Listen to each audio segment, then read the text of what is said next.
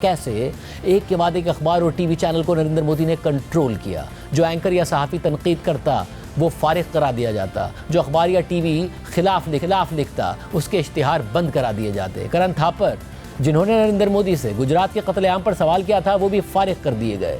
मुसलमानों पर हमले होने लगे, स्कूल टेक्स्ट बुक्स को बदला गया और फिर शरीयत से मुतालिक मुतनाज़ बिल का फैसला किया गया। एक के बाद एक मुतनाज़ फैसले के बाद नरेंद्र मोदी के हवाले से दुनिया की राय तब्दील हो गई और आज भारत दुनिया की चौथी बड़ी मईशत होने के बावजूद सिफारती नाकामी से दो चार नज़र आ रहा है। पाकिस्तान के खिलाफ बयानियाँ बनाने और मुख्तलिफ ममालिक से बयानात दिलवाने में नाकाम है। सदर ट्रंप बार बार पाक भारत सीज़फायर का क्रेडिट लेकर मोदी को शर्मिंदा कर रहे हैं। भारत में मजहबी तफरीक और बढ़ गई है। बीजेपी कारकुनों की मुख्तलिफ रियासतों में गुंडागर्दी हर दूसरे दिन भारत में सोशल मीडिया की जीनत बनती है और गोदी मीडिया खामोश रहता है और बीजेपी अपने हिंदुत्व नज़रिए को आगे बढ़ा रही है। अहम बात यह है कि नरेंद्र मोदी की पार्टी जब से हुकूमत में आई है तब से भारतीय मीडिया का एक बड़ा हिस्सा नरेंद्र मोदी के बयानियों को लेकर आगे बढ़ रहा है। नरेंद्र मोदी मौजूदा दौर में ऐसे वाहिद वज़ीर आज़म हैं जिन्होंने गुज़िश्ता 10 सालों से कोई प्रेस कॉन्फ्रेंस नहीं की, आज़ाद सहाफ़ियों के सवालों का कोई जवाब खुद नहीं दिया, बल्कि वज़ीर आज़म मोदी पर तो ये इल्ज़ाम लगाया जाता है कि वो सिर्फ अपने मनपसंद अदाकारों और सहाफ़ियों को ही अपने मनपसंद सवालात पर इंटरव्यूज़ देते हैं और भारतीय सहाफ़ी और अदाकार नरेंद्र मोदी से उनकी कारकर्दगी पर सवालात करने के बजाय उनसे ये सवालात करते नज़र आते हैं कि वो आम कैसे खाते हैं, उनमें इतनी एनर्जी कहाँ से आती है, वो इतना काम कैसे करते हैं, मोदी को क्यों अपने लिए कुछ नहीं चाहिए, वो क्यों इतनी ज़बरदस्त तकारीर करते हैं और कैसे करते हैं और मजाक कैसे इतना अच्छा कर लेते हैं, ऑपोजिशन के खिलाफ कैसे वो फ्रंट फुट पर ज़बरदस्त बैटिंग करते हैं। प्रधानमंत्री जी पूछता है भारत, प्रधानमंत्री जी ने जो 75 डेज की रिपोर्ट कार्ड हमारे सामने रखी उससे हमें ऊर्जा मिली कि नहीं मिली? Did we all feel energised by that or not? Louder. आपके स्टाइल और आपकी थिंकिंग को कोई ट्रेडिशनल पॉलिटिकल एनालिस्ट या ट्रेडिशनल इकोनॉमिस्ट समझ नहीं पाते हैं, बिल्कुल नहीं समझ पाते हैं Modi ji. And in 2 months you are going to start your 3rd term। Modi ji 7-8 हफ्तों में आप एक ऐतिहासिक मैंडेट के साथ अपने ऐतिहासिक 3rd term की शुरुआत करेंगे and we look forward to working with you to taking your vision of the country forward. Thank you from all of us at Republic. बहुत बहुत धन्यवाद प्रधानमंत्री जी। आपको अपने लिए कुछ नहीं चाहिए, एक फकीरी है आपके स्वभाव में। आखिरकार प्रधानमंत्री नरेंद्र मोदी का ऐतिहासिक सूट बिक गया। आप फकीरों की तरह रहते हैं, आप फकीर अपने आप को बताते हैं। इतनी एनर्जी आप कैसे लेकर आते हैं? क्योंकि आपकी उम्र में बाकी लोग शायद कल्पना भी नहीं कर सकते। By the way, Mr. Prime Minister, it was a fantastic speech. Thank you. There was a lot of humor. आप काफी हंसी मजाक भी कर रहे थे उस स्पीच में।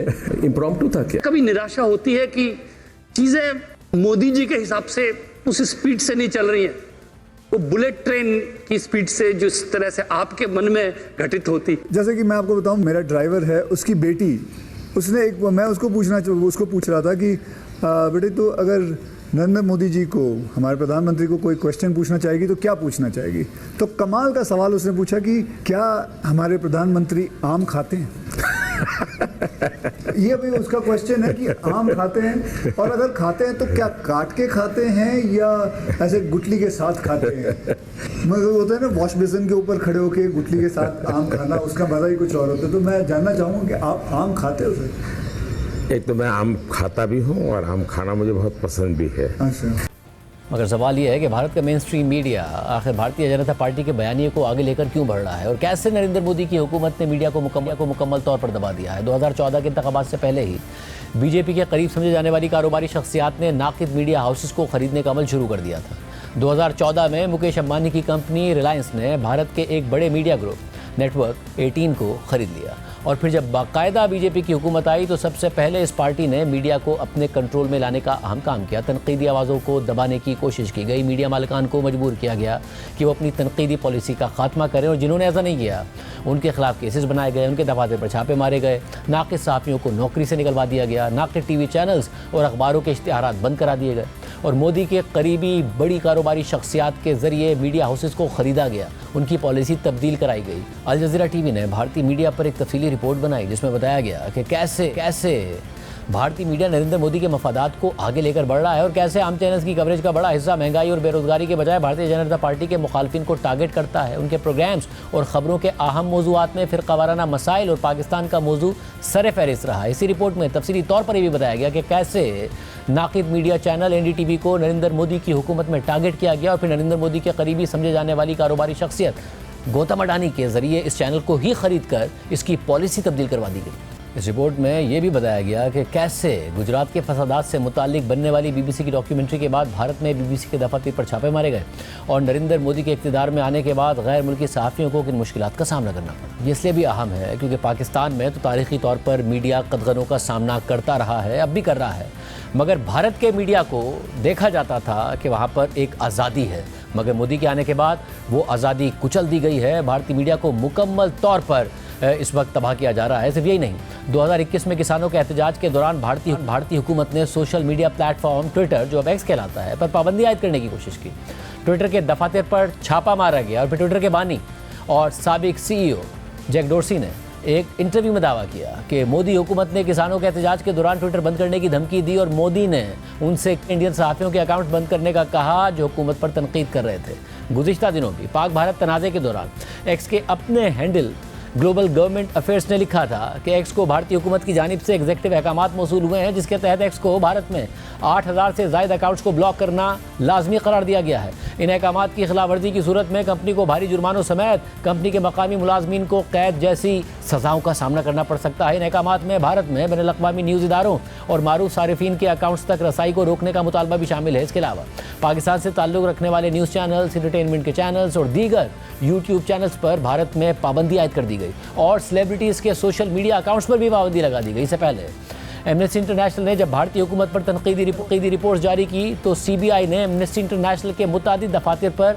छापे मारे और इस माहौल में मेन स्ट्रीम मीडिया एक वॉच डॉग के तौर पर मुकम्मल नाकाम हो चुका है और इस पूरी सूरत हाल का फ़ायदा उठाकर नरेंद्र मोदी की जमात ने भारत में एक फ़ेक न्यूज़ की इंडस्ट्री को जन्म दे दिया है। भारतीय जनता पार्टी ने बाकायदा फ़ेक न्यूज़ फैलाने के लिए एक मुनज़्ज़म टीम बनाई है जो गलत खबरें फैलाकर अवाम में पार्टी का नज़रिया आगे बढ़ाती है, मुखालफिन के साथ गलत और बेबुनियाद बातें मंसूब करके उन्हें टारगेट करती है, मुसलमानों के खिलाफ नफरत फैलाती है, हिंदू शनाख्त को ख़तरे में दिखाती है और फसादात को जन्म देती है। और जो मीडिया चैनल या वेबसाइट फैक्ट चेकिंग के जरिए इन खबरों को गलत करार देते हैं, उन्हें भारतीय जनता पार्टी या तो मुल्क बदर करने की धमकी देती है या उनके मालिकान के खिलाफ केसेस बनाकर उन्हें हिरासा करती है। भारत में फेक न्यूज़ का ट्रेंड दुनिया के मुकाबले में सबसे ज़्यादा तेज़ी से फैल रहा है। इतनी तेज़ी से फैल रहा है कि वर्ल्ड इकोनॉमिक फोरम की हालिया रिपोर्ट में मिस इन्फॉर्मेशन को भारत के लिए सबसे बड़ा खतरा करार दिया गया है और व्हाट्सएप भारतीय फेक न्यूज़ इंडस्ट्री का सबसे बड़ा टूल बन गया है।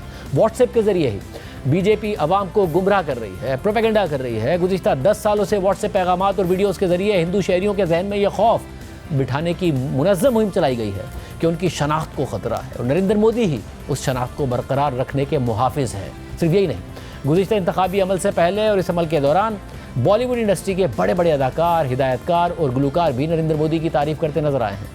बॉलीवुड की इंडस्ट्री के मायनाज़ चेहरे अब बाकायदा नरेंद्र मोदी की हिमायत में खड़े हो गए हैं और ये मामला भी अपोजिशन जमातों के लिए एक बहुत बड़ा चैलेंज है। वो बॉलीवुड जो एक दौर में सेकुलर भारत का चेहरा समझा जाता था, आज वो नरेंद्र मोदी के विजन को लेकर आगे बढ़ रहा है और जिन बॉलीवुड स्टार्स ने आवाज़ उठाई उनकी हुब्बुल वतनी पर सवालात उठाकर और भरपूर प्रोपेगेंडा करके उन्हें खामोश करा दिया गया। यहाँ तक कि माजी में बीजेपी के साथ काम करने वाले भारत के सियासतदान प्रशांत किशोर ने बीजेपी की आइडियोलॉजी पर तबसरा करते हुए यहाँ तक कह दिया कि बीजेपी आवाम से सिर्फ वोट नहीं चाहती बल्कि इससे ज़्यादा चाहती है। वो अपने वोटर्स पर साइकोलॉजिकल डोमिनेंस चाहती है, यानी आपने क्या खाना है, क्या पहनना है, किससे दोस्ती रखनी है,